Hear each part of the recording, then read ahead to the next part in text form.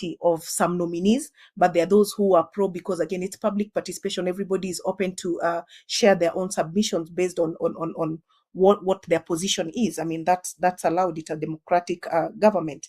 So the only concern here is that we are not able to tell that, for example, like Kecha said, there were some of the questions that were being asked to the nominees, which we believe were some of the same that we submitted. But it's difficult to tell at this particular period that the other 99, for example, affidavits or submissions, what were the questions that they were raising.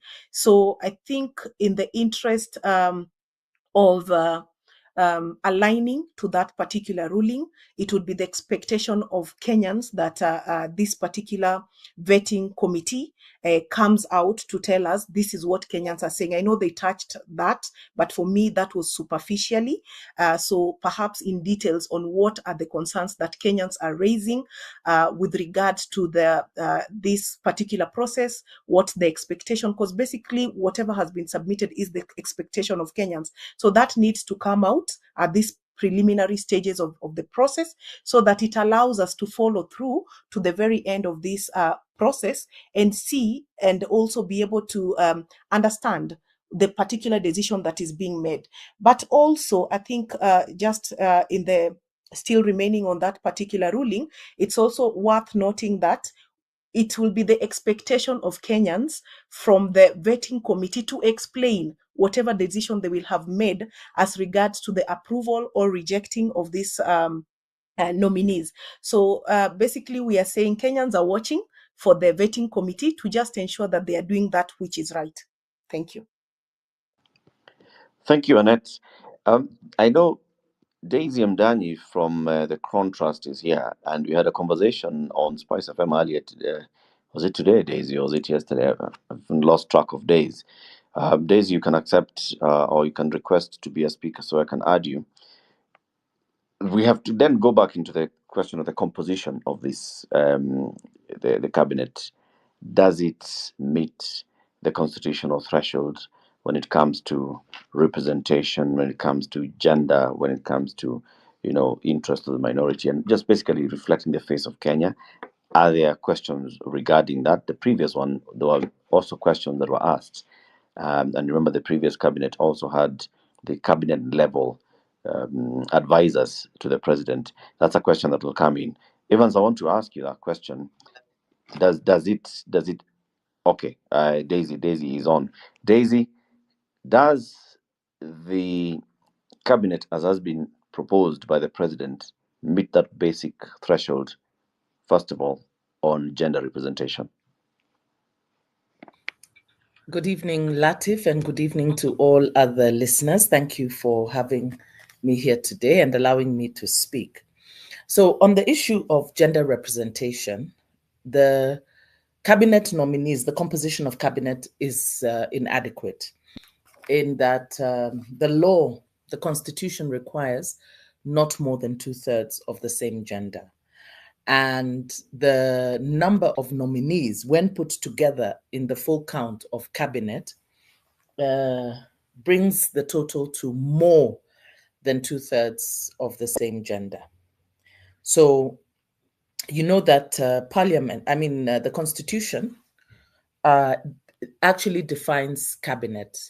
And it says cabinet consists of the president, the deputy president, the attorney general, and a minimum of 14, and a maximum of 22 cabinet secretaries. And because the president has chosen to go for the full count, they have nominated 22. They have 22. Well, 21. Musalia Mudavadi still being one of the cabinet secretaries. So when you look at the numbers, because it's important to remember that the not more than 2/3 gender principle is about literal numbers. So it says you cannot have more than 2/3 of the same gender. As things stand right now, when you take the number of cabinet secretaries that have been nominated, plus the president, the deputy president, and the attorney general, you find that you have more than 2/3 in that you would have, assuming that the nominees are accepted and appointed, then you would have 17 men in cabinet, and that makes them more than 2/3 of the same gender. We pointed this out to the cabinet secretaries, to the speaker, and asked him to return the list to the president and ensure that the president sends a list of nominees that complies with the gender principle. I believe then he ignored it because we have not seen any action towards that. And so we are considering legal action. But let me also say something. I know that a lot of people talk about, when we talk about the 2/3, they think about it in terms of women. But I want us to understand that it's about observance of the constitutional principles that have been laid down in the Constitution of Kenya 2010. Article 3 states you cannot form government outside of the laid down principles. And so it is explicit in its direction in 27.8 that any elective or appointive body cannot have more than 2/3 of the same gender. And so we cannot be double-minded about this, because sometimes when we raise the issue around 2/3, people say, oh, the women are being petty, or we're being too much, they want too much. It's not even about women. It's about the observance of the law. And so the country cannot be double-minded about it. So either the rule of law and constitutionalism matters, and if it matters, then the full implementation of the 2/3 gender principle matters. Or if the 2/3 gender principle doesn't matter, then nothing else matters. Every other breach of the law is acceptable, because it cannot be that everything except inclusion, gender inclusion, matters when it is provided for explicitly as a cardinal principle in the Constitution. So because the country right now is pushing against the lack of observance, adherence to the rule of law, as Annette was talking about the Finance Act, right? What is the push against? They did not follow the laid down principles in public finance management. They are in breach of the law and the Constitution. Therefore, the same applies to the 2/3 gender principle. But having said that, there is also the further issue. I think that the president must be taken to task, given that he made the effort took a very drastic step of dismissing his entire cabinet and gazetting the reasons behind why he took such action. And among those issues, he talks about is the overwhelming feedback from the people of Kenya, okay, on the responsiveness of his government, efficiency, and that the need to reorganize and ensure that he has a responsive government.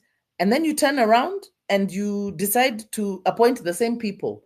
I think that, for me, it's an act of contempt on the part of the president, contempt for the people of Kenya. And also, I ask myself, does he listen to himself? Because he also has a commitment to what he says. So, and there was also the implication of a reduction, in the numbers of ministries, so as to keep in with the austerity measures that we're talking about. Then we have the irony of him picking nominees from the opposition. Now, let's not forget that among the issues that were being discussed under the NADCO committee talks was this issue of fidelity to multi-party democracy, right? And the recognition that political parties are key institutions of governance. And one of the things that they were undermining about, when Azimio were leading Maandamano, aside from the issue of the cost of living, was this thing of Kenya Kwanza raiding opposition ranks, to strengthen themselves. And so after we have gone through all the devastation that came, the disruption that came with Mandamano, then go through the entire process of NADCO and talking about how we are going to ensure that the lines of competitive election are well drawn out, and the political parties respect the integrity of other political formations and not raid them. They come and do this, and then they tell us that actually, oh yeah, it's not really a coalition agreement. I think that the political class are making a mockery of Kenya. And this is jointly, this is not just the president, this is Kenya Kwanza and Azimio. And I think it's also time that we understand that, given the aspirations that are well captured in our constitution, the current political class is obsolete in that it cannot animate the Constitution 2010 simply because they themselves and their practices are not fit for purpose. They've reached the end of their capacity in terms of what they can do as leaders. Theirs is a type of leadership that should be confined to history in the same way that we did with our old constitution. This is old wine in new wineskins, threatening to burst the new wineskins. And I think we are seeing for ourselves that our leadership cannot take us forward at all. They just don't have the capacity to envision a Kenya where the rule of law is paramount, where the only dictator is actually the constitution, and that they must be fettered within this. So I do think that as Kenyans, we need to be offended by the behavior of our political class, and we need to call them out. We need to call out Parliament. Parliament is absolutely not representing the interests and the will of the people. And therefore, they, together with the executive, should actually be allowed, Kenyans should be allowed to withdraw that trust that they have delegated to them, because it is being abused. Over. Daisy, you raised very many issues. The last one, I will not start with the last one because it's a bit, we'll come into it. So let's build up into it. So first of all, you say that it's your contention that the cabinet, as has been proposed right now by the president, is unconstitutional. So what should happen next?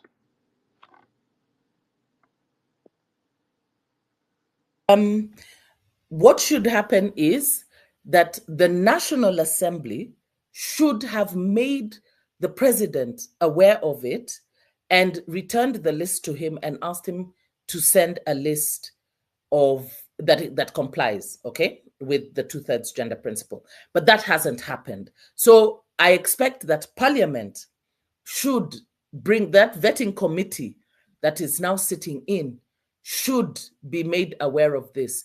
The Speaker acknowledged receipt of our letter informing him of this situation. So we expect them to take action.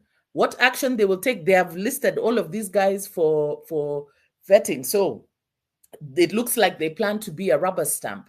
So I think citizens of goodwill should go to court and get the courts to step in and stop this unconstitutional action, because Parliament has allowed itself to be enjoined in an illegality. So I think if Parliament is not going to do its job, then the citizens must move the courts to get the courts to step in. Over.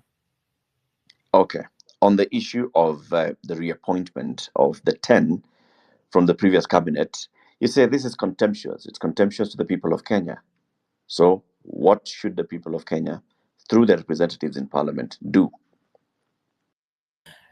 I wouldn't be so quick to say they are representatives in Parliament, because one of the things that I've said is Parliament does not represent the interests of the people.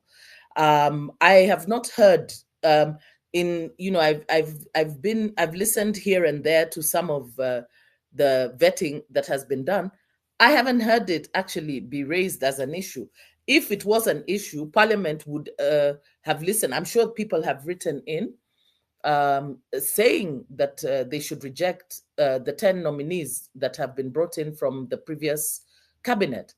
Again, I think that Kenyans should express their dissatisfaction by moving to the courts and getting the courts to act on their behalf, because the Gazette notice is there, in which the president expressed his reasons for dismissing the cabinet that he did. So in his nominating them once again, really didn't even talk about why then he thought to bring back the same. You know, there's a scripture in the Bible that talks about a dog returning to its vomit, you know, and it is an implication of you go back to do those bad things that you walked away from. So that's literally what he's doing, right?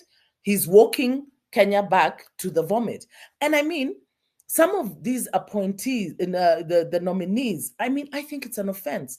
You take Professor Kindiki Kithure, who supervised the murder of unarmed Kenyans, because really it was nothing but murder. But in his vetting, he actually called them criminals and claimed that they planned to go and murder members of parliament when they raided parliament. So even the attitude, there is no remorse, there's no attitude change. There's that very hardline stance. So it's almost as though they are agreed to come together against Kenyans. Because what are you saying? Those unarmed young people who were shot, others maimed, others abducted, is being justified. So the government sees absolutely nothing wrong. It is as though the government is saying that the sovereign has no right, has no authority to question them for as long as they say, are legally in power. That's not what the Constitution says. It says that we the people can exercise our sovereign power directly or indirectly. But when that is challenged through sheer terror by the state in violation of the law, right? Remember that LSK also went to court to get the courts to instruct that police cannot come hooded, they cannot come dressed in civilian, clothes. They must identify themselves. They're not supposed to use excessive force. But then Kindiki Kithure, he actually justified that. So what are you saying? He's literally an enemy of the people. So this is what you are bringing back to us. So what exactly is he telling us? So I think that it's clear that we are in conflict. We have incompatible goals with the president, his nominees, and Kenyans. But the sovereign is Kenya, the Kenyans, the citizens, we the people. The sovereign is not President William Ruto. And so they are obliged to listen to the people. So to bring back these people, and Kenyans were very happy, by the way, when they were sent away. And so when they were dismissed, so to bring them back is to really say, you know what? It was in vain. And I think that we should have something to say about this. And Kenyans should be very, very offended. Over. Thank you, Daisy. I want to bring you Wakili Evans Ogada. From what we see, from the legal perspective, from what's been set out as principles of good governance, Article 10 in the Constitution, national values, and Chapter 6 of the Constitution, and all the others, are we seeing Parliament playing a better role this time in vetting of members of the nominees? Wakili Ogada. Good evening. Can you hear me?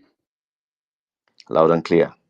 And as Thank you come you in, very Wakili, just as you come in, I want to invite people who would like to speak and contribute to this on various issues. So you can just request for a mic, and we'll be picking you with my co-host. Thank you, sir. Parliament has been a disappointment.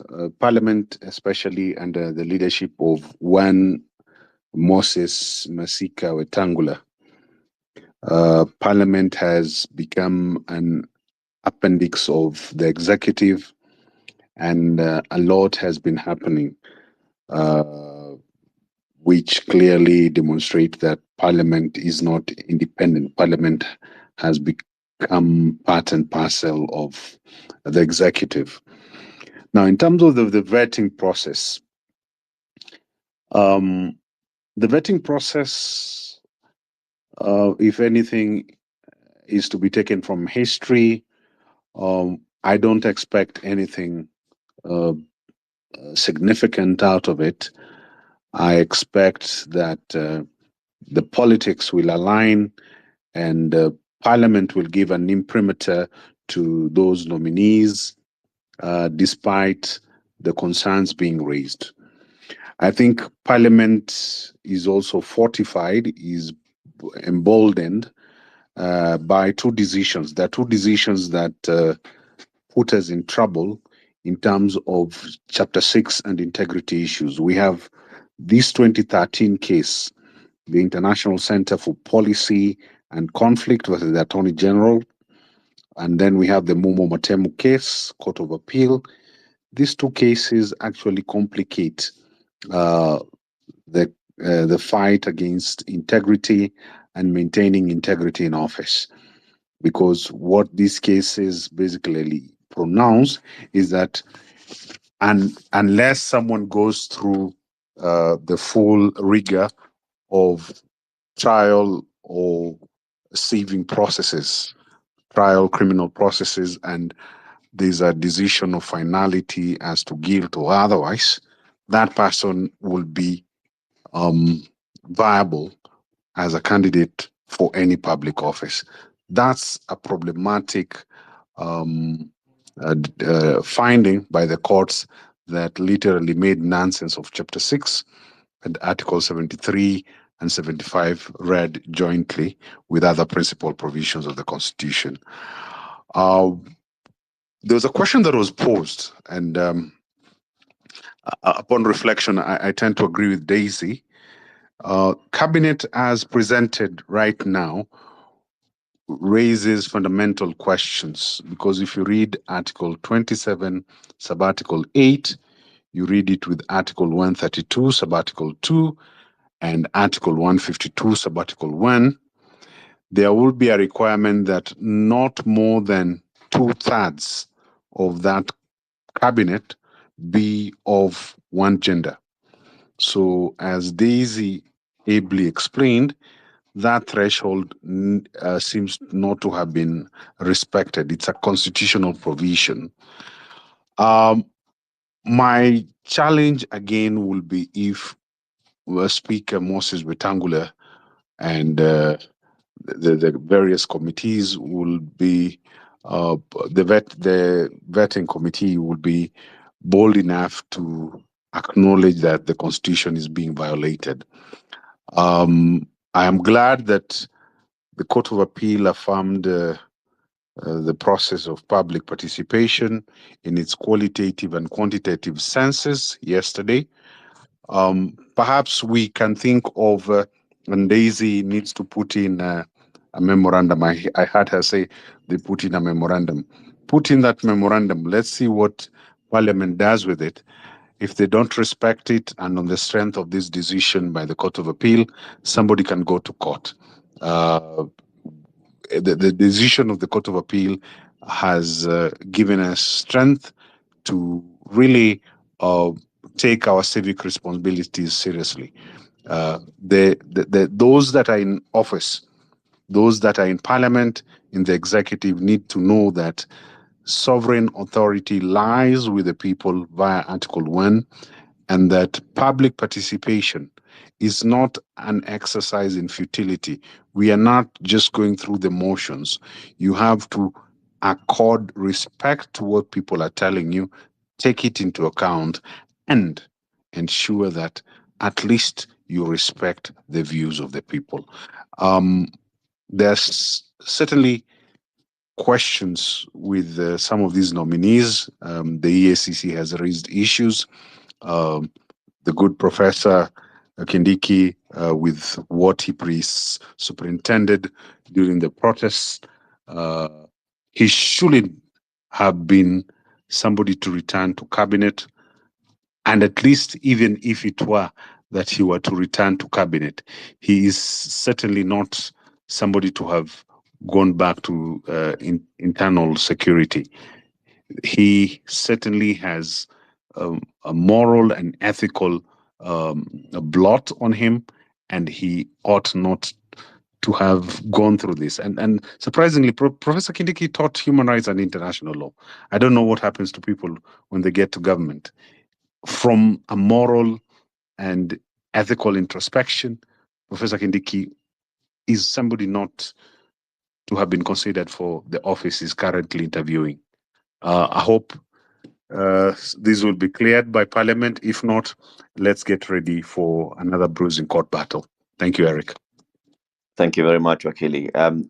Many comments also. I'm looking at comments that have been posted on the comment section, and you can also do the same. You can contribute via comment section, or you can request for a mic. Simon says, recycling is what as youths we were against. When you fire someone, he or she must have done wrong. We did not protest for bad governance to be given opposition as grievances. As a youth, I wanted to see technocrats, not tumbocrats. We wanted professionals, but not campaigners. And then Sam is also asking, should people with all these millions still have to be paid? We have people with experience, but they have no money. Can those be given a chance?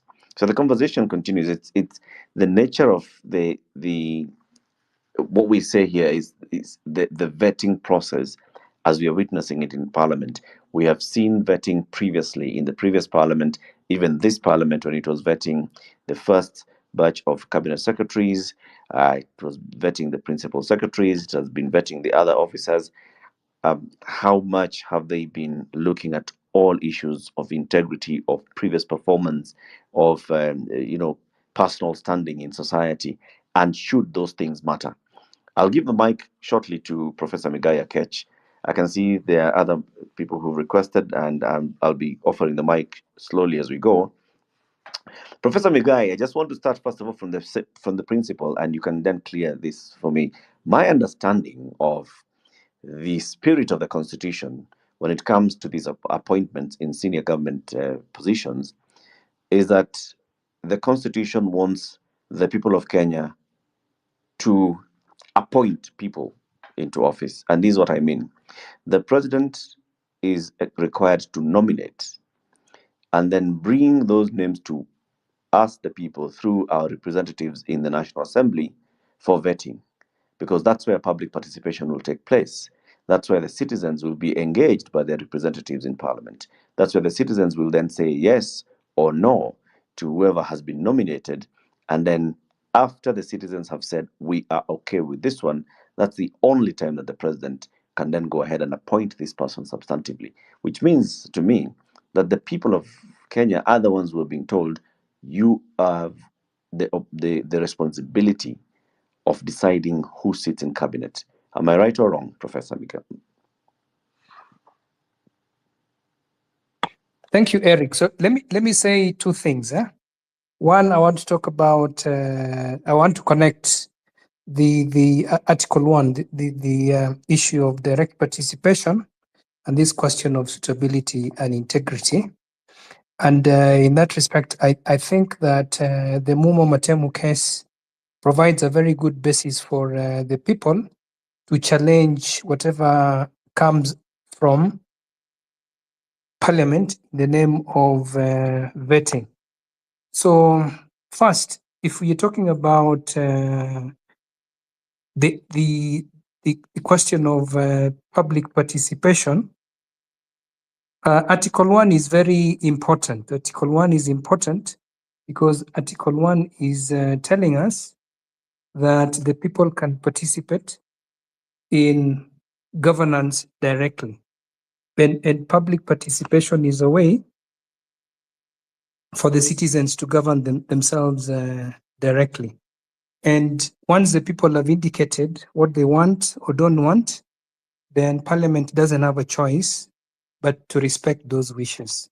And I'm delighted that the Court of Appeal articulated this very same principle yesterday in that monumental path-breaking decision for me, because I've always thought that we pay lip service to public participation. So for the very first time, I see, and the Supreme Court has given us tests, but I've always thought that there was no clarity.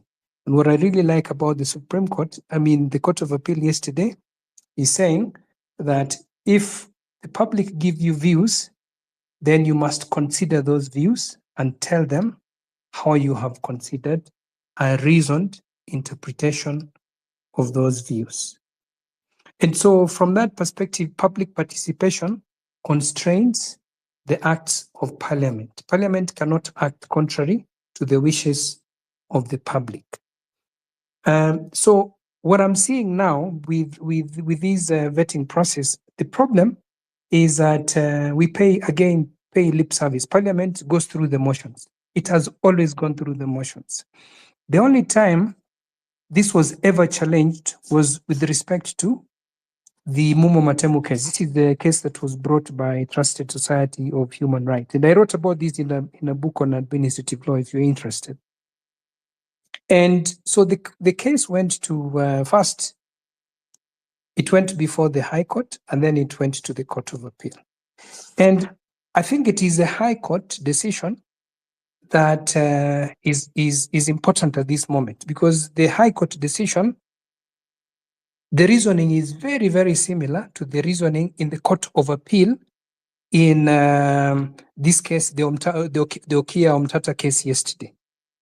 And the court of the High Court was telling us that where there is evidence that an appointee does not meet the prescribed constitutional threshold, and you're talking about integrity and suitability, then the court has a duty to interrogate whether the appointing authority, and the appointing authority in this respect is Parliament, because it is Parliament that is doing the vetting. Whether the appointing authority undertook a proper inquiry. And so if the matter goes to the parliamentary committee, it must again conduct a proper inquiry. Now that people have given all kinds of views on the suitability or integrity of these candidates, the committee must write a report. In that report, it must demonstrate that it has conducted a proper inquiry, that it has really answered the question whether the persons nominated by the president are really fit for office in terms of the leadership and integrity provisions of the Constitution. Are they suitable? Do they have integrity? So we wait now to see the report that comes out of Parliament. And so the question that we will need to consider is whether the Parliament's committee has conducted a proper inquiry. If it does not answer that question, if it does not give us reasons for agreeing or disagreeing with the comments that have been submitted by the public, then obviously we'll go to court and then challenge that decision along the lines of the Mumo Matemu case. And so this will be the first time, I think, that nominations by the president nominations of individuals for the office of CS will be challenged. The Mumo Matemu case, Mumo Matemu was nominated for, I think, the chairmanship of the Ethics and Anti-Corruption Commission. I've always wondered, why is it that we do not challenge the nomination decisions of the president on the same basis? So I'm looking to the Kenya Human Rights Commission and other entities challenging the decisions of the president, because we know these people are not suitable. It cannot be that yesterday the president dismisses them because they were not suitable, and today all of a sudden they're suitable. And then they're telling us that they've grown wealth. Nobody's really asking them, but how did this happen? Nobody is really interrogating the process by which they did. And somebody like Kindiki is saying, oh, and I'm not going to call him a professor because I think Kindiki is a fake professor.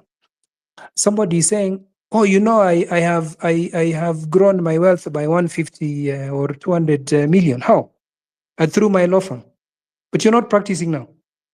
So how do we not interrogate this question? So I think for me, to conclude, is to simply say that I'm looking forward to a court case that is challenging the nomination decisions of the president, number one, and number two, the kind of inquiry that Parliament itself will do along the lines of the Mumo Matemu decision of the High Court, which I think agrees in many respects with what the Court of Appeal did yesterday. So I think we live in very interesting times.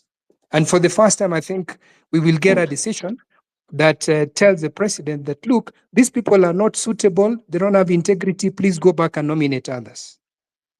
Thank you. Thank you very Because much, I think, Prof. and finally, so Yes. the suitability question for me precedes the question of whether or not the cabinet meets the 2/3 gender rule. Because first of all, we have to determine, are they suitable or not? If they're suitable or not, then we can work the numbers. How many women, how many men, for example. Thank you. Thank you, Professor. Many questions as well and comments on the comment section, and I encourage you to go there so we can also have this conversation there. After we saw today the questions being posed to the nominees on their wealth, especially those that have been nominated again, how much they are declared as their personal wealth 2 years ago and how much they've declared as their personal wealth now. And you've seen, a growth, significant growth in that wealth of hundreds of millions, 200 million, and so on. Someone is asking, how does the committee ascertain the claims by the nominees about their worth and what they say and get convinced that they acquired their said worth legally? Because those amounts are crazy and they don't reflect the reality of the economy and their earnings. Wesley says the vetting process is a joke. For instance, the CSAs whose wealth has exponentially grown should be seriously interrogated. In a country where the economy has largely stagnated, how are the government officials growing their wealth at such a rate? Again, no question of integrity in anything the Kenya Kwanza government does, and utter disregard for the constitution at every chance, translating to an insult to our sovereignty as Kenyans. That's Ngoge Kamau. It's my understanding that Kenyans in the constitution gave themselves a cabinet to serve them. It does not belong to the president, and so he cannot force it on Kenyans, on people that the Kenyans don't like. I want to open the mic now and give the mic to Simon. Simon Chemengu, actuarial scientist. You have the mic. Let's hear you. Good evening, Latif. I'm so grateful for this opportunity. However, I'll speak on behalf of the Gen Zs, and I'll like to address the issues that are affecting us as Gen Zs and the issues that are affecting this nation. For instance, we are very angry as youths, and we are very uncomfortable with the lies and the roads that the president and the government is subjecting this country to. For instance, whenever you fire your employee, or rather, whenever you dismiss somebody, you must have noticed and also concluded that this person is not suitable and does not qualify for this position. Now, what I'm witnessing now is what I learned in biology a long time ago, the capture and recapture methods. So is he telling us that we don't have technocrats in this country or people with clean integrity to occupy these offices? Why are you taking somebody who has changed his lifestyle, the way he lives for a very short period of time? For instance, it is clear that his nominees are having a lot of integrity questions. For instance, someone was replaced by his PAs, someone has been replaced by his running mate, somebody has been replaced by his cousin. You see, if the rot was in the person that has been replaced, then why is it not going to continue because of this cousin, the PA, or the person that has been brought in? So this is just a business that we are playing with the country. Yeah, the declaration of wealth today was having a very huge difference. For instance, these people have been in office for 20 months in office alone. Now, these people with 1 million salary, you can't tell us that they don't have any other things to do. They have families, they have rent, they have bills to run. Then you're telling me you're having a difference of almost 200 million difference. Kwani, where is this money from? Are these people doing corruption in this government, or the president himself is part and parcel of the government? I want to remind the Kenyans that on 8th of August, sorry, 8/8, that's at 8 on August, we are getting back to streets because this is nonsense. You see, you cannot be killing people and at the same time you're taken back to the office. You are asked, why are the police being killing people? And then you are telling us, oh, you see, the police were also injured. I'm even angry. I'll come back some other time. Leave it there. Thank you, Sorry Simon. okay. Thank you for that contribution and what you've said. I mean, the issue of integrity is what we're discussing. So we are seeing the cabinet nominees; they are going now through vetting in Parliament, and the reason why we are hosting this conversation tonight, I'm co-hosting it with the Kenya Human Rights Commission, is to ask ourselves: so what should we expect to come out of Parliament? But not just expecting. For a long time, we have been saying things and expecting things to be said. But what is it that we are doing so that we get the result that we desire? There was an opportunity to present memoranda to the National Assembly. There's now still an opportunity to communicate to the National Assembly through such fora for them to feel this is the feeling of the people by the questions that are being asked to the nominees and the answers that are being provided by the nominees, and what we feel is coming out as their suitability. When Njiru says the political class is clearly united against the people to consolidate power, and this vetting process is purely an academic exercise, I'm confident that a court challenge will be successful because yesterday's ruling demonstrated that the judiciary is functioning properly by adhering strictly to the letter of the law. The mic now goes to Job Mbiti. Job Mbiti. Oh, thank you, Eric. Can you hear me? You're very faint, Job. Hello? You're very faint. Okay, can you hear me now? That's better, yes. Oh, okay. So for me, thank you for this opportunity. So for me, I wanted to talk about the wealth declaration by the CSs, especially those are coming for the second time. So you hear someone declaring that the wealth increased by 150 million or so. So the question is, when you came for the first time to be vetted, your wealth was around 500 million, and all of a sudden then you're increasing the same by 150 million. So common sense tells me that if that's how you are creating wealth, then it means the time you are coming to be vetted the first time, it should have been billions of money, because the rate at which you are making money is quite high. So for me, and the observation is that even the members of parliament who are vetting these people are not serious. They are not raising those questions.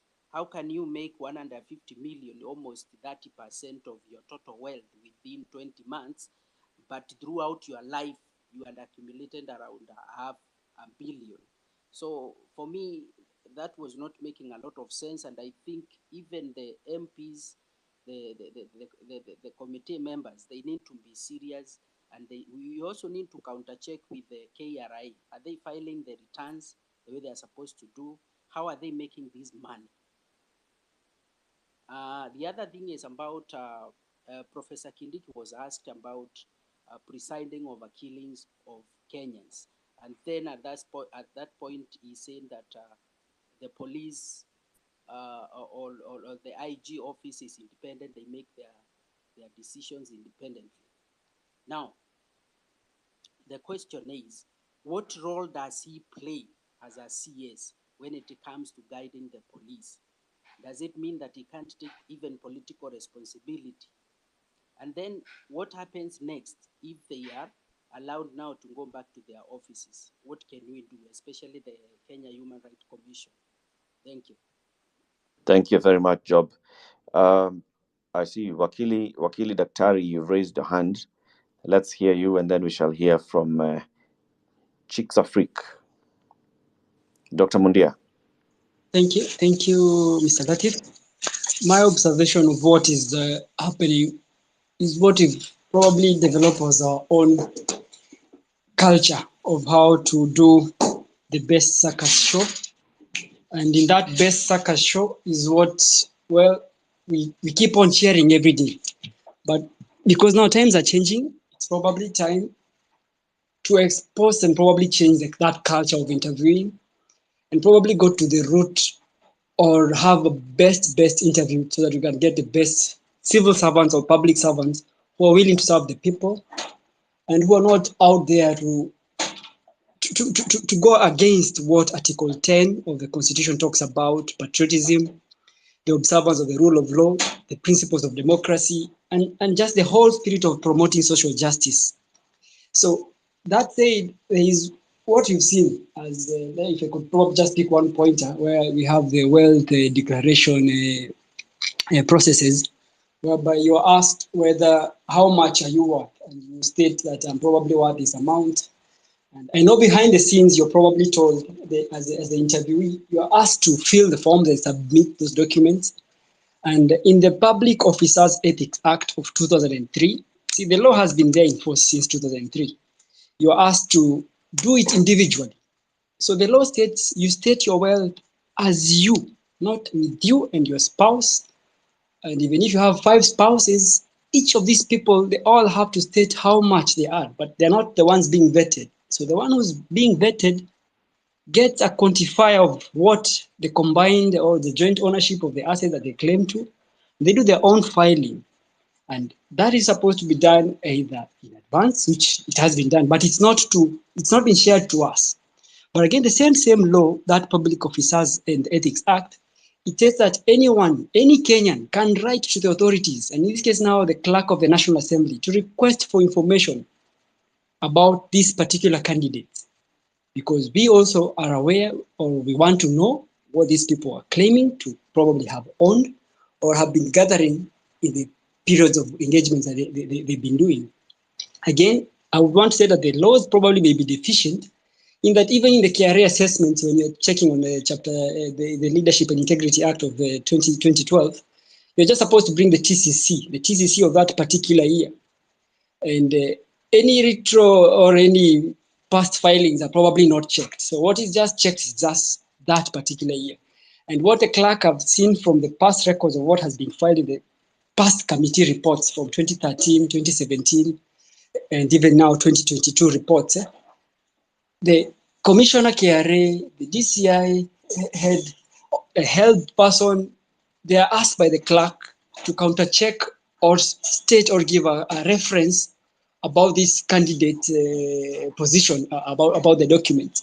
And most often, most of these officers, the commissioner, the DCI head, the health officer, they'll say there are no issues and these persons are blemishless. And that somehow gives a full waiver to proceed with the process. But we, the people, we are the persons who live with these people in the society, in the larger society, and we know them. So if the commissioner gives a particular waiver and you know what this person is stating, then it's up to us to fill those memoranda and submit them, or even request for that information and cross-check with what we know as a people and get to have a proper vetting done. Again, there's what was being suggested by the former regime in 2019, that conflict of interest bill. Conflict of Interest Bill of 2019, which is again supposed to mutate now to what is the Conflict of Interest Bill of 2023, which was again to also now repeal the Public Officers and Ethics Act, the Public Service Values, and the Leadership and Integrity Act. Well, it will be a good thing to have that Conflict of Interest Bill because it will help to clear all these issues that happen whereby you're having persons abuse office and you're having persons not do the right thing. So it's time we got that Conflict of Interest Bill. But we are all aware again what happened in Senate. what they try to water down and make it just like look like another easy law, because no one wants to be vetted by a hard law when they're in office. Everyone wants to have a law with so many loopholes so that you can be able to survive and move around. But if things were to be strictly done, there is probably time we pushed for the best laws on public participation and the best laws on conflict of interest. Again, on what we had as per the dismissal of the president of the former cabinet officers, they are supposed to have filed within 30 days of dismissal. Well, that has not yet happened, probably. Their last wealth declaration reports, so that we can check against that and what they filed on the other time and see what has really happened, so that we get to know whether it's truthful what they're stating. Earlier on, someone was suggesting, is it fair to disclose you own that block, that car, those number of cars? Is it fair? But again, is it fair to disclose these are your grades, these are your certificates, this is your TCC certificate, the tax compliance certificate, you have no criminal record, and your health is fully paid and you're not listed on CRB? So in the aspects of data privacy, if you are serving as a state officer, as a public officer, you must be ready to be interrogated by the public eye. That scrutiny is there because we want the best persons to serve. Persons who are not conflicted and persons who are going to do the right thing for the people. Now, away from all those issues of the wealth declaration, there is what was on the issues of the new CSs who are being reconsidered for reappointment. More so the CS Interior, and well, the good thing the other CS Defense has been displaced. And probably, I don't know why we don't even have the former IG of police being reappointed to another position. Maybe one day it will come as a DCI head or something. But the buck lies with the holder of the office. And the CS Interior is responsible for setting policy and to guide the ministry or to guide the National Police Service. And if IG Koome left, it is just as good as not to have the CS Kindiki remain in office. The CS says his office is very separate and the police have to get a different command center. And it's not by him, it's by the presidency or by the DPP. That's so, yes. But the back line with you means you set the policy and the direction for these people to follow. And in 2017, the NPS law was challenged sometime by Katiba Institute. And Katiba Institute won in 2022 that no firearm should be indiscriminately used against any Kenyan without good reason. And no firearms, again, should be used on any children. And it is litigated in court, and we won as Katiba Institute.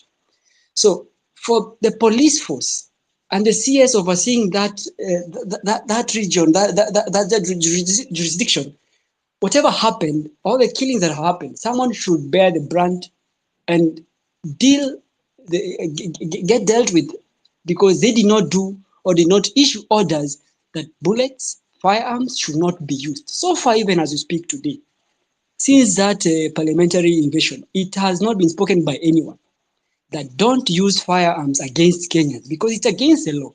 And the NPS has been challenged, and those sections are already considered unconstitutional, whereby you're supposed to just use bullets anyhow. Again, Wycliff, conclude. I could finish.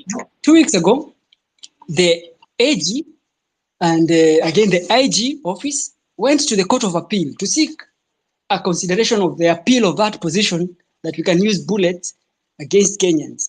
So my position is these persons, they do not need to be appointed, especially if they're bearing all these blemishes, and we've seen blood being shed by the abuse of the law. Thank you. Thank you very much, Dr. Mundia. Chicks Afrik? Hello, can you hear me? Yes, go ahead. Oh, thank you, Eric. Thank you for allowing me to speak. Now, I'm just going to start by just giving 2 examples outside Kenya of matters of integrity. Now, during the COVID pandemic in the UK, the Health Secretary, Matt Hancock, broke COVID guidelines. So he was caught on CCTV kissing a work colleague. Now, because of that, he had to resign. He didn't break the law, but he had to resign because his integrity was in question. Now, later on, Boris Johnson, as we all know, also had to resign, again because he broke COVID rules. And again, this was about integrity and not about the law. So when you're given a public office, you have to demonstrate that you are a person of integrity. Now, we are now vetting people who have been nominated by the president, and they're going to take office, the highest office in the land, probably in the ministry. But then we are looking at how this vetting process is going on. And personally, I have a few issues. Number one, I'm wondering what the criteria the president used to select these people. Did he use the integrity criteria? Does he know that these people are people of integrity? And has he demonstrated that to the country? That I've chosen these people because, you know, they are people of integrity. They have been holding such and such offices, or they've done, you know, this and these projects, and they've come out to, you know, be very successful, and they haven't been implicated in any matters that could question their integrity. So we don't know these people, and that's why we have to vet them. Now, the next thing is about the vetting process. Now, the MPs, the committee that's vetting these nominees is the same committee that vetted the CSs who were fired. They did the same job, the same process, the same style of vetting, and then they put these people through, and now their leadership was questioned, their performance was questioned. And now we're going through the same process, the same people, using the same style of vetting. And I cannot see a clear, you know, criteria of vetting. I cannot see how they are rating these, you know, nominees as they, you know, question them. I don't know why they're asking some of the questions they're asking. I don't know how some of these questions will help the country to see that these nominees can perform in their ministries, that they've been nominated. So it is just a process where they come in, they ask them questions about cartels, about, you know, things that are going on in the ministry. But then actually, we're not looking at the you know, the actual performance criteria of this. Oh, sorry, the performance. I don't know how to put it. Whether they can actually perform and whether they are of integrity.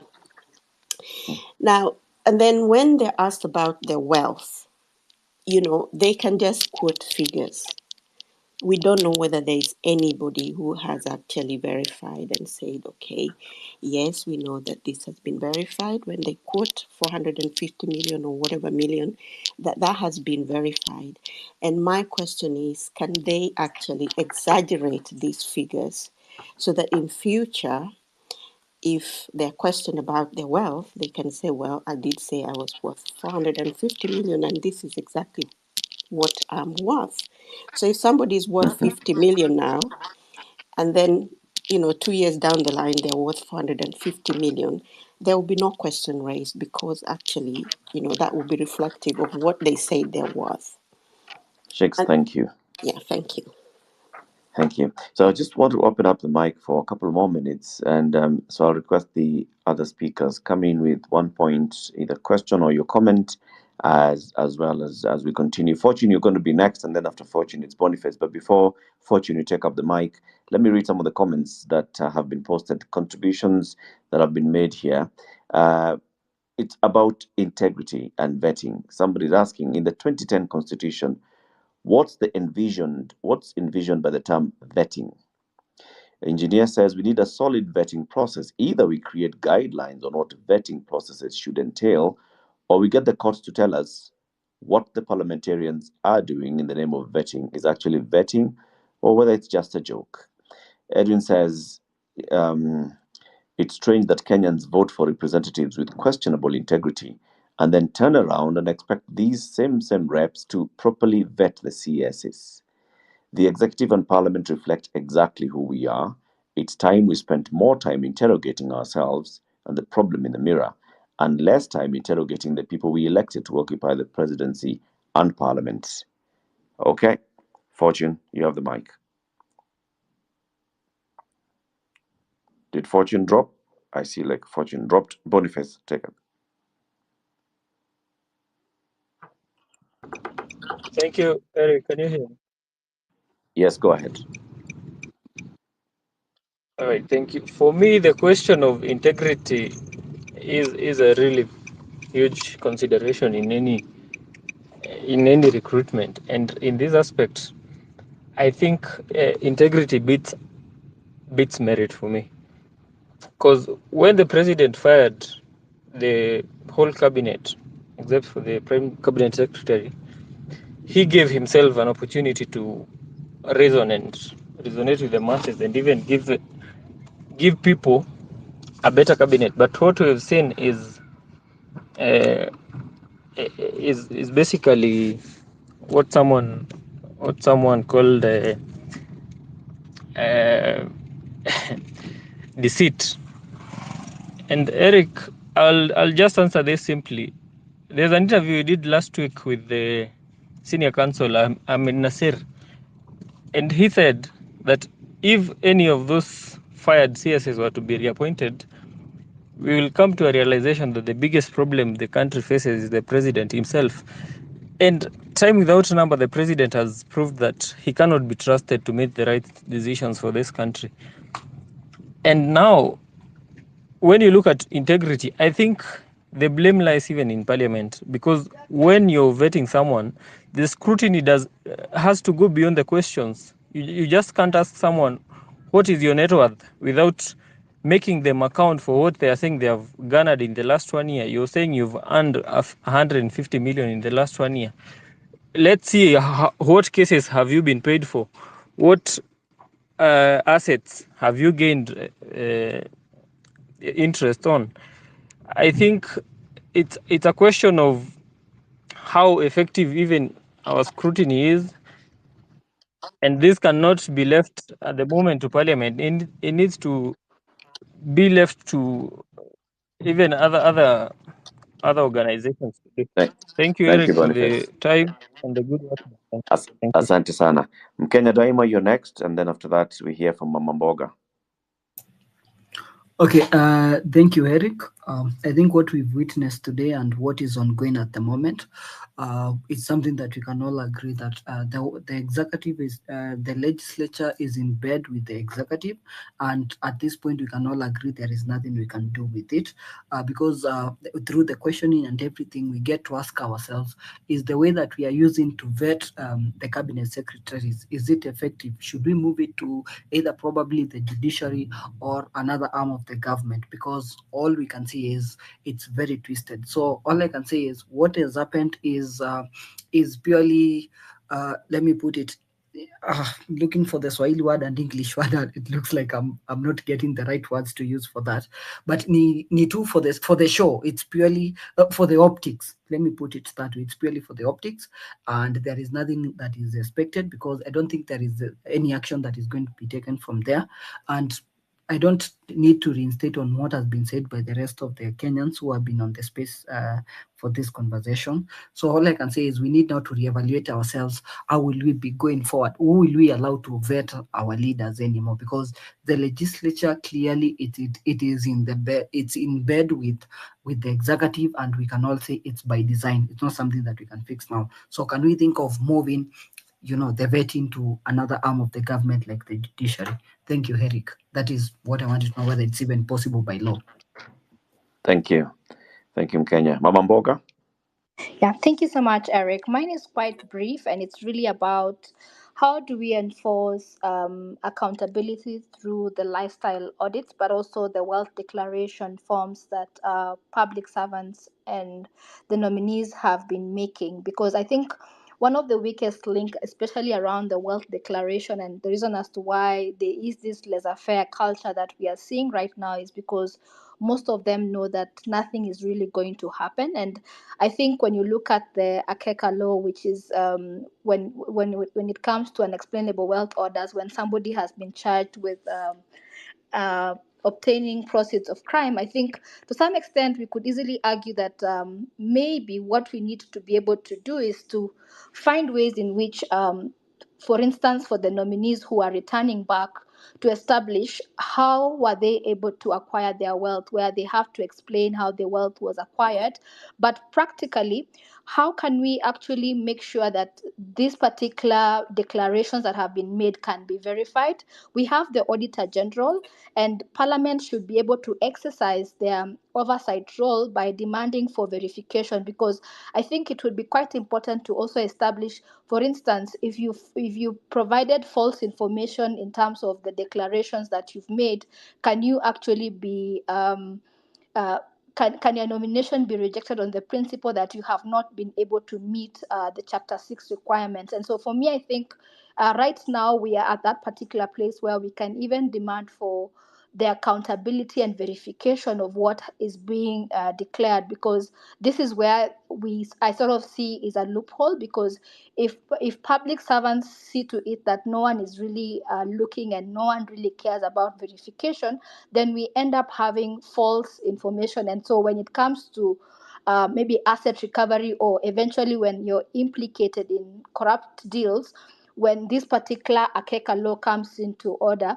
especially Section 55 on unexplainable wealth orders, it becomes quite hard to determine or even to ascertain to what extent whatever it is that is lost has been impacted. So I think for me, we are at that point where we can push our leaders to be able to demand for the verification, and we actually have our good OAG office, or if not, let's go independent. Let the big four be able to do their independent audits to just verify some of these particular declarations. Thank you.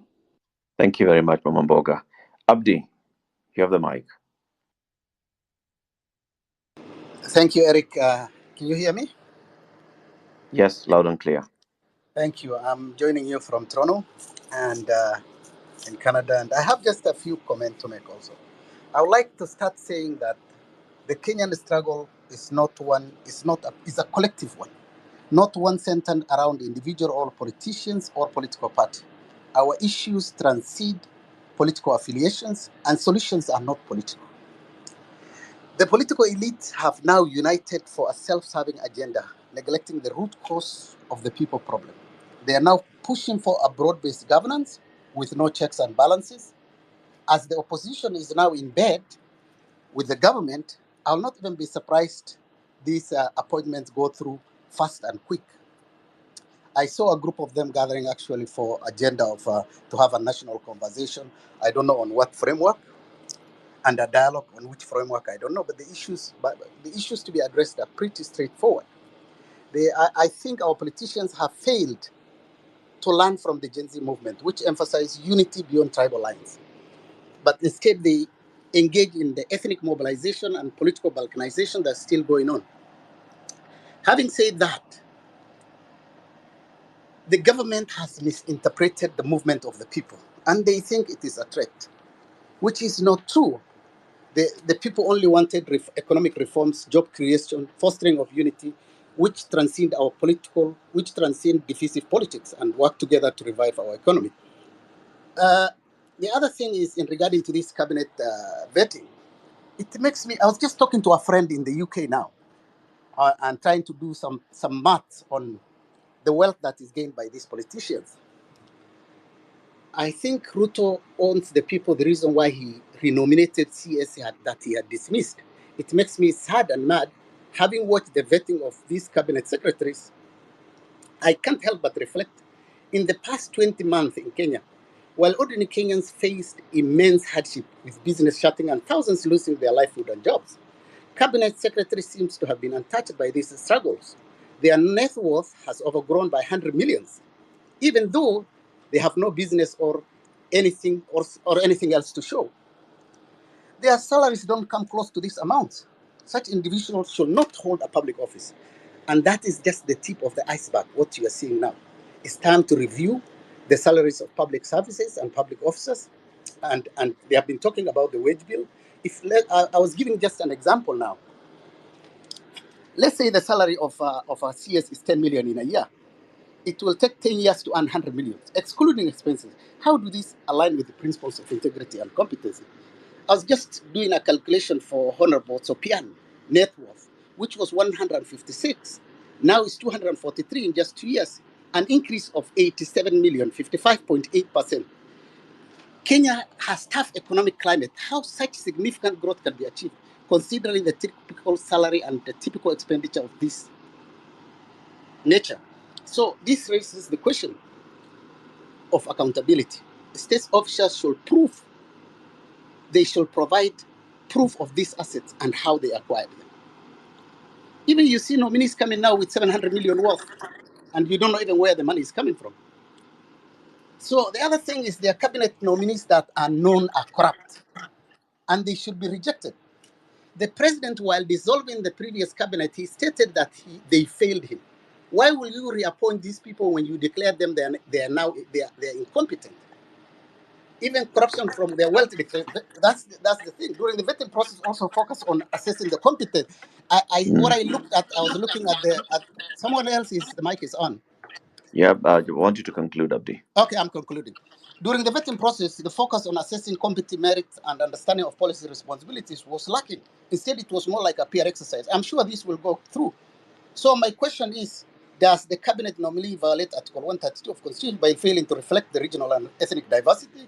Does this nomination meet the two-third gender rule as stipulated in Constitution?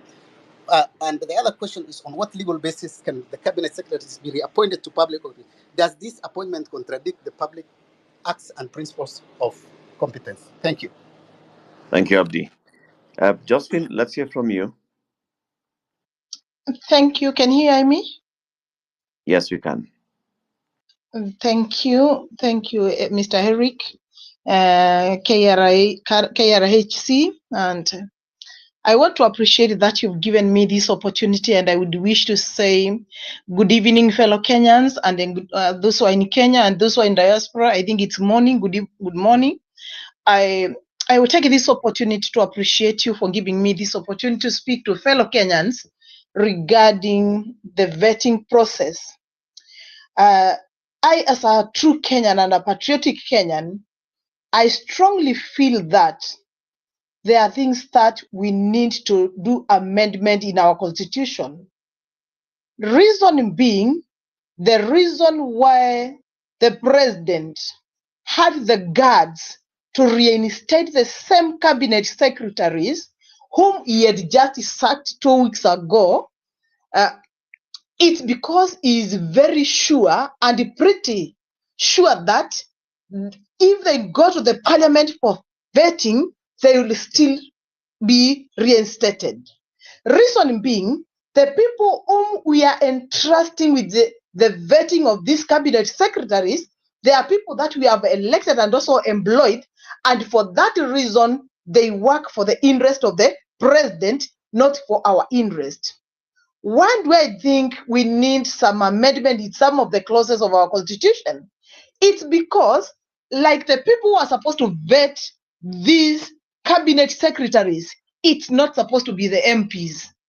We need to be having maybe one person from the judicial, one person maybe from Katiba Institute, one person from the Kenya Commission of Human Rights, and in different structures, so that once we have that committee, maybe for 10 people to vet this, we are pretty sure that they are going to vet it correctly and in the right way. And these people, that's why they are coming with a lot of guards. Even somebody telling you he has made within 2 years a wealth declaration increment of 150 million, yet his salary is only 1 million. And I'm asking myself, how do we feel as Kenyans? it's really painful when we see that, and these same people are going to be vetted and allowed back to continue serving. And now, if they've corrected that within less than 2 years, I'm asking myself, in the next 3 years, how much are they going to collect? And where are we as Kenyans? What are we looking forward to see? I think also it's also the high time we started looking at also other areas of conditions in our constitution, those which we need to amend. Because a person who has already retired as a governor, having completed his 2 terms and is on a pension, why should he be reappointed again in a public office whereby he's supposed to start earning another salary plus already receiving his retirement benefits? Why should we have this? Does it mean that in the country of Kenya, we have lesser leaders? We have people who are of low IQ such that they cannot be leaders in this country? Definitely no, because I personally know I can be a good leader in this country as well. And for that reason, we need to amend these clauses and ensure that anybody who has retired should not be reappointed to any public office for whatever reasons. Anybody who has served his 2 terms as an MP should not be allowed again to be appointed to another particular office. And for this reason, we will be in a position to eradicate such issues of repeatedly having the same people being recycled, and we feel powerless because the same MPs that we have elected who do not have integrity, but they use our money to come and buy our people who are not well conversant with what they do, and we take them back again in the parliament, and then they start doing the gushy work for the Kenyans. We continue suffering under their hands, under the mercy. This is not the right thing to do, and I kindly request, if we can observe that and rectify that, it's something that will actually be of great benefit to our country. Thank you so much Thank for you, giving me Josephine. the opportunity, and thank you so much, fellow Kenyans, for listening to me. Asante sana, Josephine. KD Lethal. Yes, boss. How you doing? Good. Your mic is on. I just have a few questions. And I think we are talking about the same thing, but we can just have all of them sorted through finding a solution to this. Here's where I stand. With all that is happening, I think the major problem we have is how do we have this constitution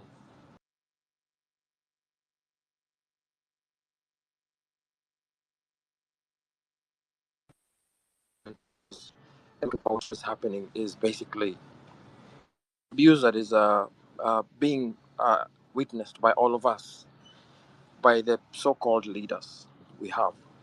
And then the question number 2 I have is, can we ensure, or is it possible to have a scenario whereby the members of parliament are not chosen or appointed to be ministers? Is it possible?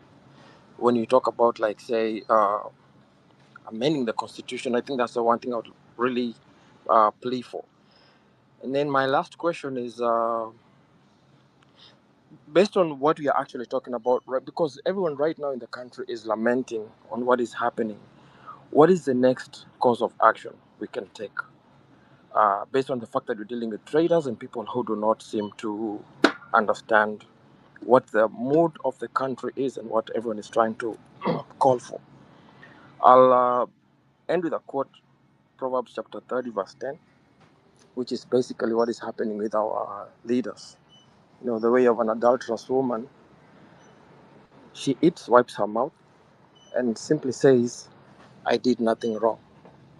That is where we're dealing with. So I think my biggest concern is, how do we make this constitution strong enough to bite and bite hard? If there's anyone who can help me out on that, I really appreciate it. Thanks. Thank you. Thank you for those points and also for the reflections, KD. Honorable Sengeli.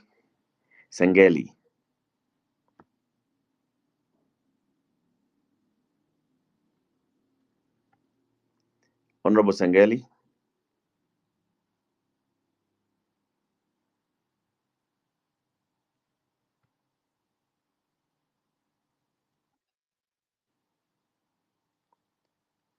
If Honorable Sengeli is able to hear, well, you can have the mic. And also, there's still many comments that have come in, in terms of the thoughts. Ndongo Wandayi said the vetting of cabinet secretaries has not deviated significantly from the past. Public participation does not seem to feature.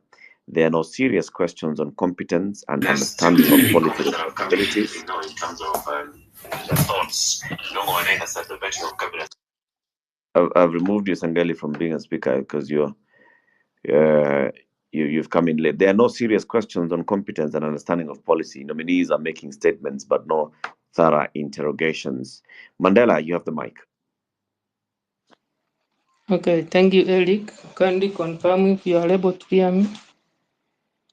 Yes, go ahead.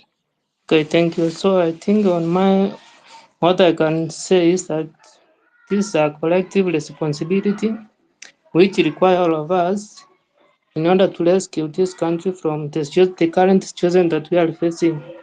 Starting from the media, the ESCC, I think sometimes they were holding a space where they said that sometimes their power are cut by the orders from above. So why can't they come out and hold a press conference and say this ABCD is preventing us or is hindering us from achieving performing our duties? Next, that time, I think at some point during the election period, when they are clearing candidates, especially for chapter 6, they are aware that this person has committed an offense, especially I guess for Didmas Barasa, who killed somebody on his constituency. But they went ahead during the election period and they cleared him before submitting papers to IEBC. So I think at some point, they also promoting to what we are currently experiencing. If they were to prevent him from, by failing to clearing him, he was not able to fight for that position, and it was to set an example for the rest in order for them to know how to.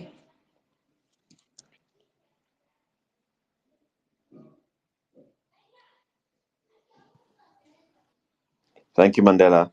I think we got your points. Thank you very much. I'll mute you now there. Let's hear from Wawero, and then after Wawero Nate, we hear from Josewa AI. Okay, thank you, Latif, and thank you for giving me this opportunity. So first, I'd like to say that I'm very disappointed in how the president has decided to take up this new opportunity given by Kenyans to give us a new dawn with professional and people of integrity being at the leading us in building this country. And so far, what we can see is that we are going back into the past where the vettings and everything is just like for cosmetic purposes, and the decision has already been made. Because if we were serious about the vetting, people like Joho and Oparanya, all those people with corruption cases, including Chirchir, should not be in that list. To be honest, we can have very capable people running this country, and for me, I am quite disappointed, and I had very high hopes of us having a new dawn like the previous 2002 moment, where people had felt like they were once again given a chance to build a country based on how they themselves think it should be run. Thank you. Asante sana. Josewa AI. Thank you. Hope you can hear me. Yes, go ahead. Thank you. Let me start by saying that I followed today's interviews and I was so much disappointed. What we were having is not an interview. It was purely a PR and just a procedure mechanism and a procedure system. And I don't know, I think where we have reached as a country, I think, and I'm seeing we have some lawyers here, I think we need to reach a point, to come to a point where we should legislate everything because as a country we have gone so low on our morals. We should put everything onto the paper. How we eat, how we drink, how we greet one another. Because how can we have an interview where someone just comes and when he's asked about his net worth, just says I owe this amount of millions of money, and it ends there. Then even to the other questions they were being asked, I would listen to some MPs pretending to be asking some serious questions, specifically to the nominee for security in regard to the killings that have been happening. But whether he decides to answer or not answer the question, there would be no further grilling with regard to the questions he was being asked. Like, for instance, I noticed a case whereby he could take pride on the advancements that have been made in the police sector, like the issue of banditry and the rest. But when asked about the issue of the killings of peaceful protesters, there he could draw the line and say that that is on the side of the police, it's operational on the side of police. And you'd see clearly this was just to pretend as if they are interviewing him, but all we are seeing is a corrupt system, a system that is corrupt to the core and is just but out there to play with Kenyan intelligence. And one thing I want to say is that I'm so much happy with what with the awakening the Gen Zs have awoken to.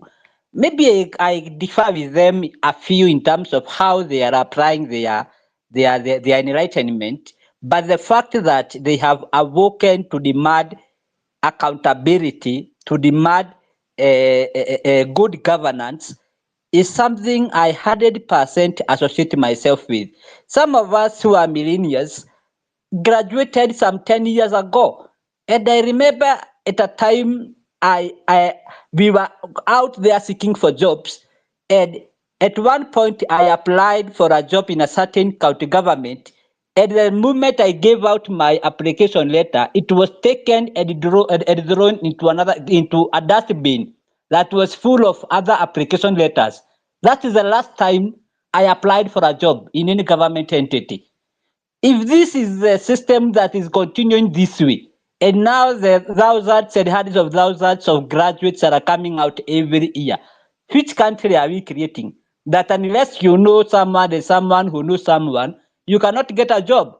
So I want first to applaud the Gen Z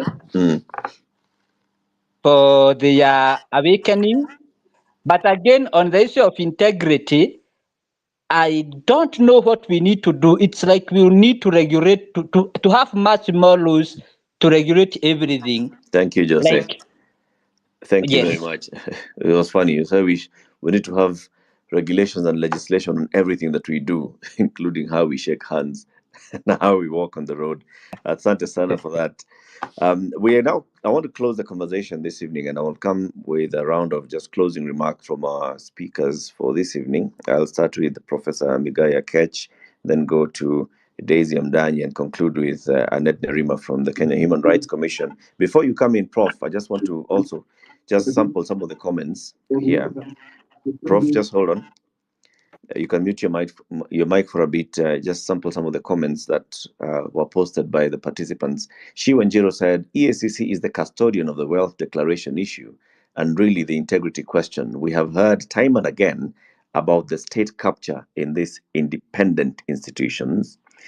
She goes on to say that probably it's time we review the relevance and importance of some of these institutions. Number two, while we, the public, take the high road when we hear the nauseating figures declared as wealth by public servants, do we remember that we would not give time of day to anyone who said they were not worth much?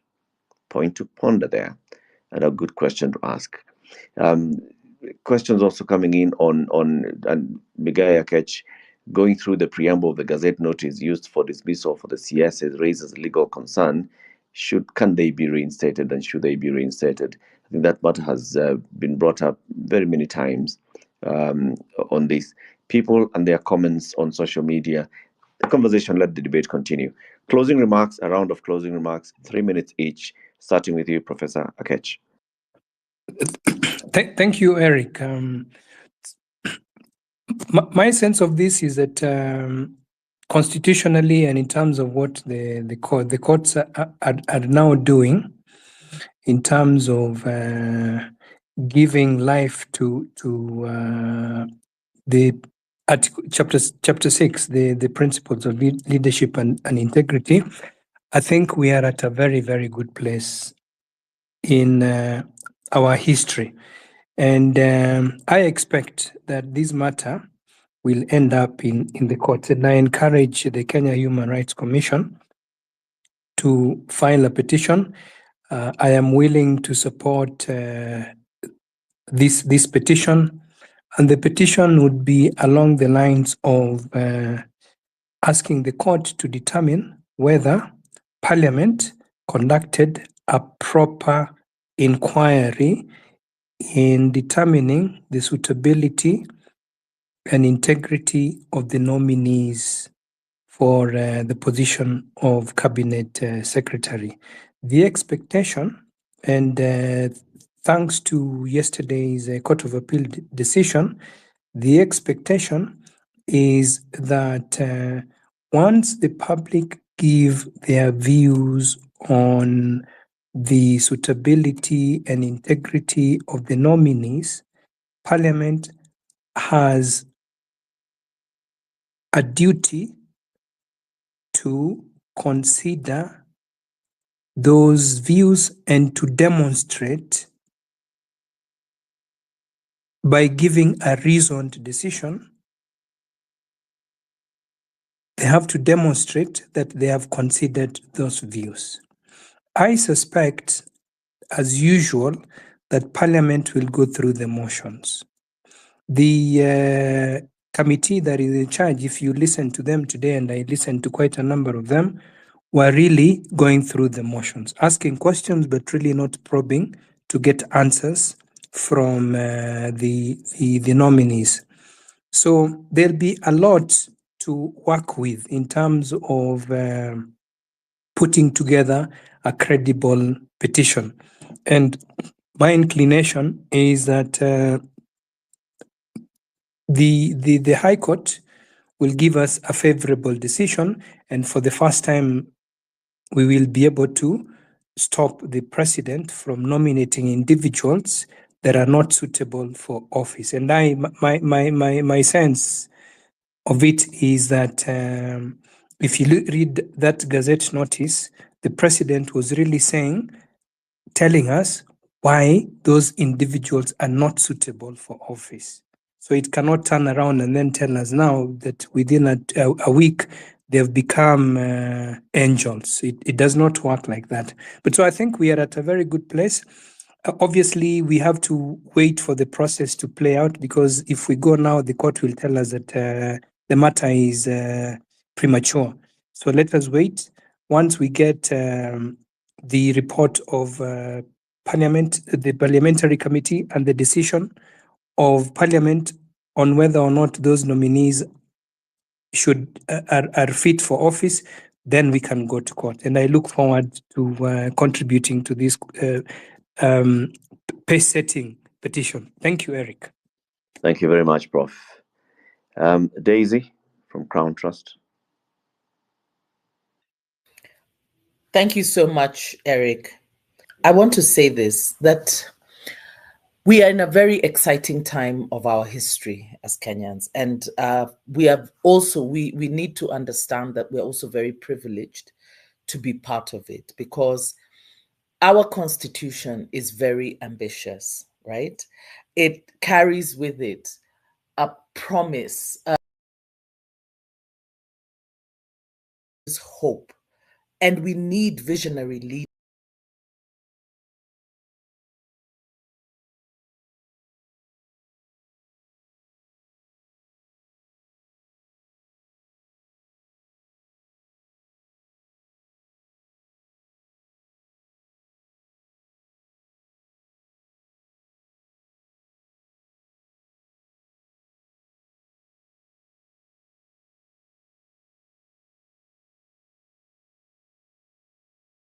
The Gen Z are actually saying that where we are right now, or where our political class, and I think it's more than just the Gen Z, it's what the Gen Z and all Kenyans is, that what the political class represent is who we were, but this is who we are, moving forward, and this is who we want to be. And so what is it that we are looking at?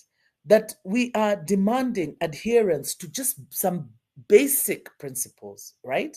Fidelity to the Constitution, integrity, equality, and the rule of law. We want a different type of leadership, not one that is afraid to even take us remotely into that future that we see envisioned in the Constitution. But these are people who live in fear, because the way our executive and political leadership are behaving, they are afraid to let Kenya go. Actually, it's like wameteka nyara nchi, they are holding the country hostage. Why? Because they live in fear of the change, because they can't imagine what that change looks like. And so, as I said before, they're obsolete. We don't even need new laws. Kenya, we have more than enough laws. The problem is a culture of impunity, and it absolutely must stop. But even as we move forward, we must remember this, that inclusion and the participation of all, including women, is not just a constitutional requirement, but it is an imperative if we are going to move together, and be globally competitive. It cannot be that when we talk about gender inclusion, then people raise the issue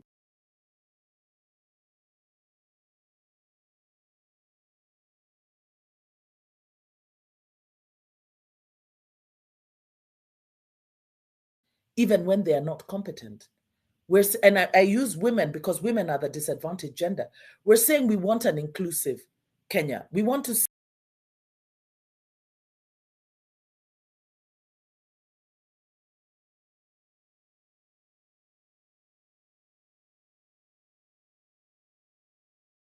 country. Unfortunately, we also need to realize that the current political establishment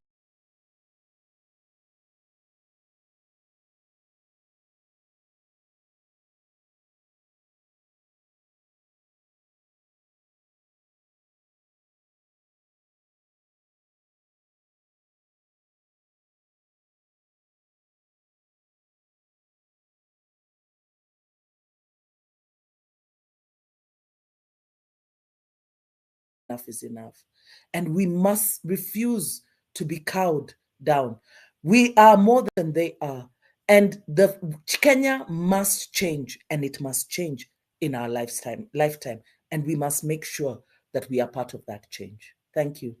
Daisy Mdanyi, thank you very much for the comment. Now, I want to conclude with, of course, the comment from Annette Nerima. Annette, our conversation tonight has been on the integrity question. And somebody actually even said that should be the first thing that we look at, integrity, and then we come and see, okay, do you qualify? Do you even have the papers? If you don't have integrity, you don't even have to bring your papers. It doesn't matter how many you have. Please give us your closing remarks touching on this particular matter and the importance of it and what we should be looking out for. Annette. Thank you so much, Latif. Am I audible? You are. Go ahead. Great, thank you. So we are here because of the asks from the youthful Kenyans for reforms and accountability in Kenya's governance systems. And so an opportunity presented itself. And when we talk about reforms and accountability, these were the concerns that were demonstrated, especially by those in the executive. And the president then responded by indicating that he had done a holistic appraisal of his cabinet's performance and decided, based on the challenges and gaps that were the cabinet presented, and therefore decided to dismiss them. So one, again, we are talking about a former employer who had a vote of no confidence in his cabinet. And that is basically just confirming the fears of many, because again, in 2022, these very individuals who were nominated, who had questionable integrity, were approved by the assembly. So nothing has changed. It was just basically a confirmation that Kenyans already saw this coming. It came to materialize, but an opportunity has presented itself that Parliament should make it right, but ensuring that whoever is approved to occupy the cabinet position is a person without questionable integrity. And when we talk about integrity, I think the conversation largely has leaned on the criminal standards, because I remember in 2022 when we submitted the affidavits to Parliament, most of them were acquitted because they indicated the criminal cases against them had been withdrawn because of political reasons and all that. But again, time can tell, and we can now already see to it that that was not right. And so this time round, we are saying that as the vetting committee is looking into the process of approving these individuals, they need to go beyond the criminal angle and look at the ethical and moral standards. And when you talk about ethical and moral standards, that's protected or safeguarded rather in the Constitution of Kenya. So it's actually a legal standard. It's one that has been tried and tested in this country. A good example is the case of the former Vice CJ, Nancy Baraza. She pinched the nose of a guard. What ended up happening is that she was dismissed from office. Yes, there are no criminal charges, but again, that was abuse of office, so they were thrown out. Today, we have seen an individual that has supervised the killing of innocent protesters, people who were only armed by flags and also water, and their phones. So those have been killed, but even from the interviews, we can see that there's no commitment to be able to ensure accountability or that justice is served to those that have lost their lives, those that have been injured in this particular process. So what are we looking at? We are basically staring at a bleak future for this country. And so we are saying that the issues of opulence, again, those are the same people who have been nominated, and we are seeing them based on the conversations that we have seen today. And I know for sure that's what we will see tomorrow and the day after. We expect that it goes beyond the criminal aspect of it, but also look at the moral and ethical standards in terms of vetting these particular individuals. So Latif, just to thank you so much, and all the others that have joined us in this space this evening. This is really an informative conversation, but also thanking the youthful Kenyans, popularly known as Gen Zs, because they are the ones who have given us this opportunity to make it right as a nation. And for me, it's to the parliamentarians that this is an opportunity to redeem yourself again. Kenyans are speaking, and I like the fact that we had a landmark ruling yesterday by the Court of Appeal. And so really that needs to be taken seriously, because they will give answers to Kenyans should they not do that which is right in terms of the vetting process. Thank you. Thank you very much, Annette. And I want to thank everybody who's joined this conversation at whatever stage you joined the conversation. Those who participated, requesting the mics, posting their comments, let these conversations continue. What's happening in this country, like Daisy has said, we are at a unique moment, and we shouldn't waste the moment. We are at a moment where all of us are now more woke. We're having more people in the room having the same conversations, and let's continue this momentum. Parliament has started the vetting process of the nominees, and the onus now is on all of us to have this conversation with our parliamentarians and our parliament and say, this is what we feel about the nominees. If we like any of them, we say, we like any of them. If we don't like, we say we don't like. If we don't like all of them, say the same. If we like all of them, the same. So vetting continues tomorrow, into Saturday, into Sunday. We'll have a conversation with the Kenya Human Rights Commission, whether we can have then a follow-up conversation after we've heard from all the nominees, after we've seen the questions and the quality of questions being asked by our parliamentarians. let's come back and say what we feel about the nomination, the vetting process and how it's gone. Asanteni sana, wherever you are across the globe. Have a good day, good evening, good morning.